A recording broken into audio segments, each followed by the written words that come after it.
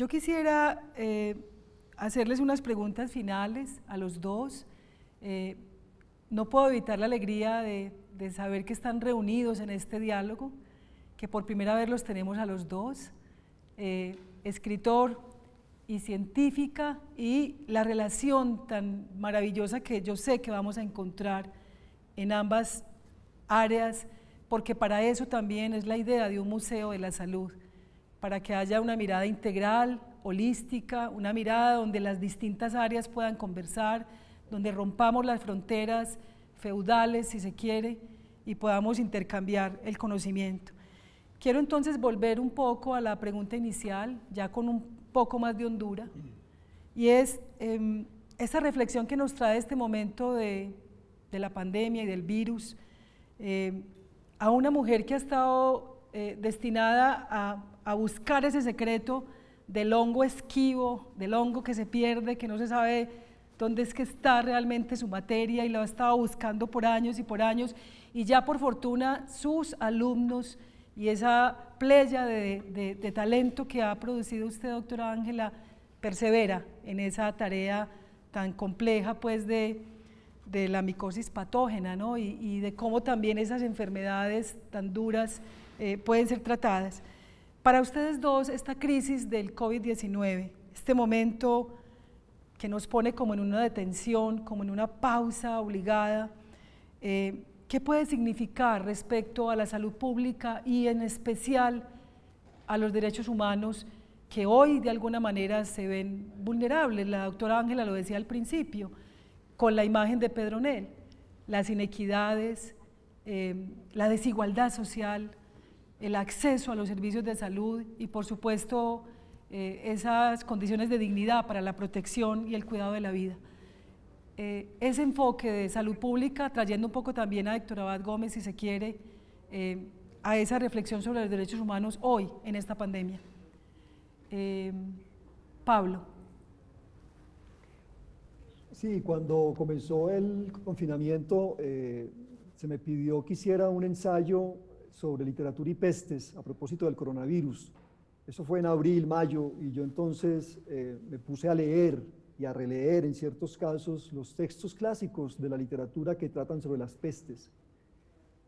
Al mismo tiempo estaba mirando y sintiendo lo que estaba pasando, la infodemia, el montón de interpretaciones, de consideraciones, las medidas tomadas por los gobiernos, la exacerbación de una pandemia que si la comparamos con otras epidemias no han sido tan letal, ¿no? Las pestes más letales han sido devastadoras si la comparamos con este coronavirus. Sin embargo, el coronavirus ha generado una crisis planetaria como nunca antes otra enfermedad lo había hecho. Entonces sí hay algunas particularidades nuevas, sin duda, pero yo creo que lo que yo encontré al leer estos clásicos de la literatura fue como una constante. O sea, hay un momento, hay mucha desesperación por parte del ser humano, hay una sensación de fragilidad muy grande como comunidad que sentimos los hombres, pero al mismo tiempo hay una capacidad de resistencia, hay una capacidad de enfrentar estas crisis, hay mucha confusión, por supuesto que hay muchas muertes, hay mucha desolación.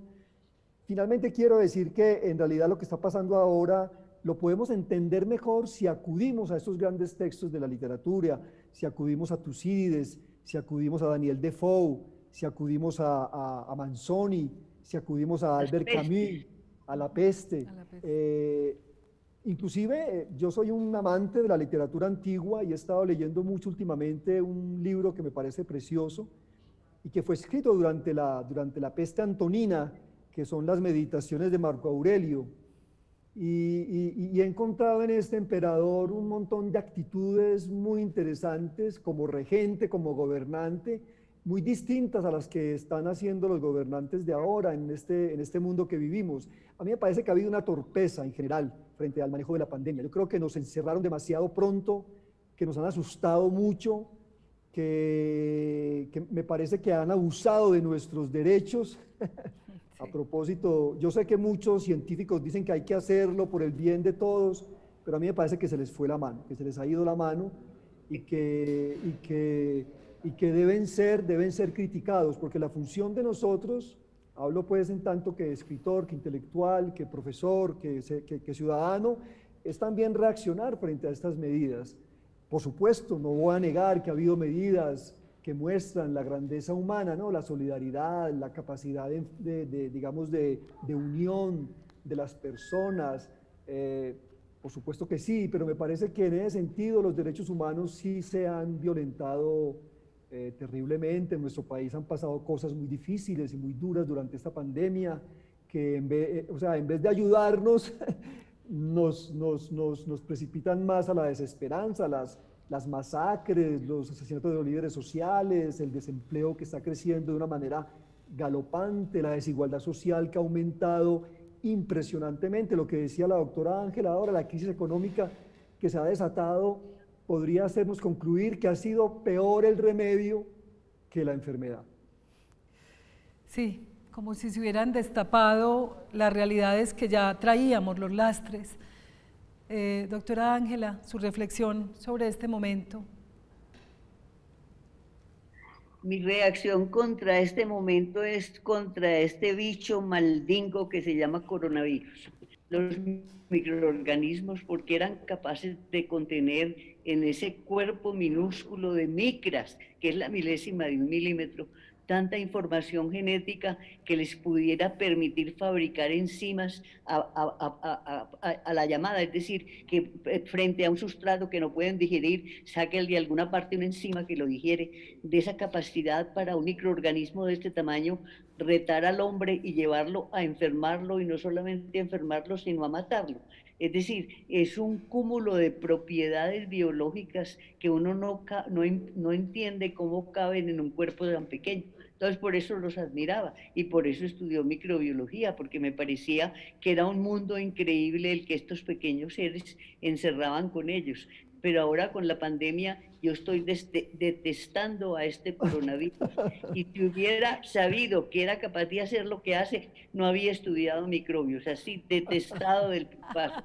Porque ¿cómo se figuran ustedes un bicho que mide menos de una micra de tamaño, que no tiene núcleo constituido por esa señal esencial de vida que es el ADN, que tiene que entrar a través de esas benditas espículas a una célula que sí tiene ADN y hacer una serie de contorsiones para ganar un núcleo distinto y salir provisto de esa célula que invadió la primera vez de la capacidad de reproducirse a galor por montones y por montones? Entonces, realmente estoy en pelea con este bicho porque me parece muy infame, porque me parece que está aprovechando los recursos de una célula que es más grande que él biológicamente para enriquecerse.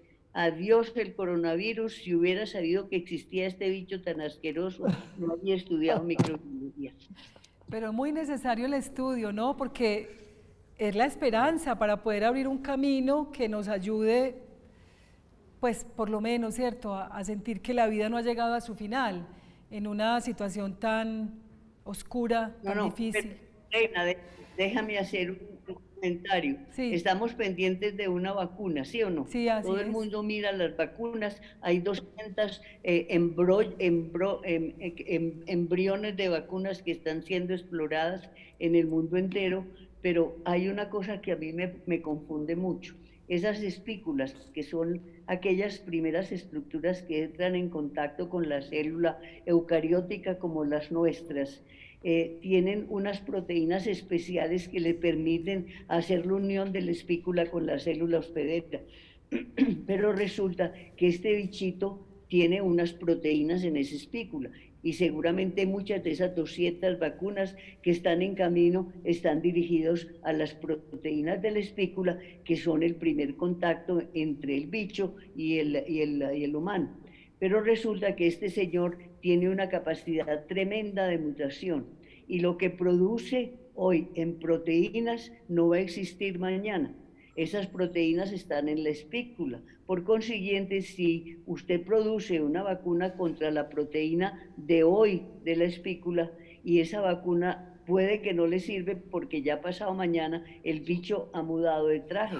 Entonces yo no sé realmente a dónde vamos con las vacunas. Me parece que todo el mundo está encaminado a buscarlas, pero no sé por qué les tengo más temor que esperanza. Puede que esté errado en mi consideración, puede que esté negando los avances que han significado estar en capacidad de producir una sustancia, una vacuna que nos vaya a inmunizar contra este bicho, pero realmente yo no le veo demasiada esperanza porque este bichito nos está demostrando que a pesar de su tamaño es más poderoso que nosotros. Qué esclarecedor, doctora Ángela, lo que nos acaba de ilustrar y bueno, esperemos que hayan alternativas, ¿no? Porque... Claro que sí, las tiene que haber, sí. pero permítanme concluir que en este estado de desarrollo de la ciencia, que es increíble, que creíamos los superhombres porque habíamos explorado todo lo que había, porque habíamos dado respuestas a un montón de interrogantes. ¿Cómo es posible que con este conocimiento y con la tecnología de avance que nos permite ir a la luna, que nos permite hacer tantísimas cosas, un microorganismo de menos de una micra nos tenga arrodillados? A mí me parece que lo único que vamos a sacar de esta pandemia es aprender a ser humildes, que no éramos tan grandes como nos creíamos. Somos, pero mucho más pequeños que este bicho infeliz. Por fin encontramos quien arrodillara la arrogancia, ¿no? Pero bueno, estamos ya al final, terminando un diálogo pletórico, entrañable. Les quiero hacer una pregunta final muy, muy corta y quiero que me respondan de manera muy precisa también. Y es, si hipotéticamente tuviéramos un lugar que albergara no solamente los objetos para su preservación, cuidado, salvarlos de la amenaza que tuvo el maletín del papá de Pablo por infortunio, pero si tuviéramos un sitio que preservara no solamente los objetos, sino también que trayera la interdisciplinaridad, que hablara de la salud, de la vida, del cuerpo, de la mente, de todo lo que hace parte de la vida humana y no humana, ¿cómo verían su área de conocimiento, Pablo, desde los libros, los ensayos, la literatura, los cuentos, toda esa capacidad que tienes de revelarnos ese otro mundo invisible también, y la doctora Ángela, por supuesto, desde la microbiología, desde esa comprensión del mundo invisible? ¿Cómo lo ven aplicado a un museo de la salud? Pues yo creo que desde el punto de vista mío es bastante fácil, porque realmente si ustedes tienen exhibidos varios tipos de microscopios en ese museo, y si ustedes les permiten a los niños tocarlos, porque es que el niño aprende por contacto, es decir, que fuera, miren de lo de lejos, ¿no? Que los dejen tocar, que haya algunos ejemplares que los puedan manejar, que intenten ver aunque no vean, pero para mí me parece que ese museo se convertiría de virtual en real y que sería muy atractivo para los jóvenes o los niños especialmente, que el niño por naturaleza es curiosa y aquella cosa de por qué, cómo y cuándo, por lo cual los grandes les decimos no moleste tanto muchachito, no pregunte, eso está en los libros, vaya busque en la biblioteca. Eso es cortar lo más hermoso que tiene el individuo, que es su capacidad de curiosidad, la capacidad de asombrarse. Entonces, desde el punto de vista mío, ese museo sería excelente, pero tocándolo. Total, sí. Teniendo la experiencia física, ¿no? El contacto, haciendo transgresión, como lo ha hecho usted durante toda la vida. Pablo. No, pues yo pienso que sería muy útil y muy didáctico también para esos niños, para esos jóvenes, acompañar la explicación de estos objetos con pequeñas leyendas sacadas de cronistas, de escritores, de científicos, porque los científicos y los médicos también han sido escritores, ¿no? Yo recuerdo que en aquella adolescencia mi padre me hablaba mucho de un señor llamado Gregorio Marañón, que era un escritor médico español. Bueno, y yo siempre he relacionado un poco, o siempre fui a la medicina creyendo que la literatura se abrazaba perfectamente con ella, ¿no? Recuerdo que cuando iba a la clase de anatomía, que fue la última materia que hice, yo estaba leyendo La montaña mágica de Thomas Mann, y en la montaña mágica de Thomas madre, por Dios. Hay una escena muy bella en que un hombre se enamora de una mujer y le hace un canto, pero es un canto anatómico de su cuerpo. Está enamorado de ella y está enamorado de su cuerpo, anatómicamente hablando. Entonces yo entraba a las clases de anatomía un poco recitando a Thomas Mann, ¿no? Yo no sé si mis colegas y mis estudiantes y los profesores sabían quién era Thomas Mann, pero yo estaba estimulado e iba al conocimiento médico un poco a través de estas lecturas que yo hacía. Entonces, me parece que los organizadores del Museo Futuro Médico de la Salud de la Universidad de Antioquia sí deberían como hacer como una especie de auscultación, para emplear un término médico, de esos textos literarios que tienen que ver, por ejemplo, mirar Carrasquilla, qué decía, Manuel Uribe Ángel, qué decía de las enfermedades, porque yo creo que la mano de ellos podemos humanizar muchísimo más esos objetos. Sí. El arte, la literatura, la ciencia, la experiencia humana se resume finalmente en el común denominador, nuestra fragilidad, pero también nuestra gran capacidad de construir la esperanza juntos. Gracias a ustedes por esta conversación tan maravillosa, tan aleccionadora, por los secretos que nos compartieron, por estos primeros regalos. Y yo quisiera simplemente hacer un homenaje con una frase de Leonardo da Vinci para ustedes y para los que nos van a acompañar en las conversaciones y ya nos han acompañado, como Tiberio y Vilma Piedrahíta. Sabiéndote efímero, trabaja como si fueras eterno, y en cuanto a la perfección, no te preocupes, que esa no la alcanzarás nunca. Muchas gracias por esta conversación.